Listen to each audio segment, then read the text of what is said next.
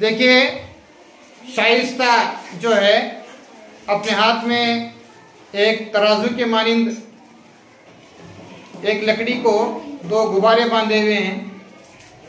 अब हम देखते हैं कि हवा किस तरह वजन रखती है। ठीक है, अब चूंकि दोनों गुब्बारों में तकरीबन हवा की मिकदार बराबर है, इसलिए थोड़ा लेवल भी नजर आ रहा है।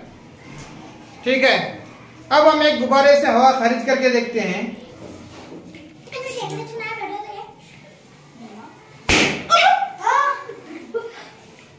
क्या हो गया अभी?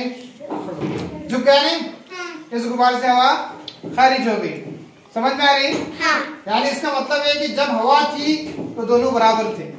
जब हवा इसमें से खारिज हो गई तो जिस गुब्बारे में हवा भरी हुई है वो गुब्बारा नीचे झुक गया, यानी वजनी हो गया।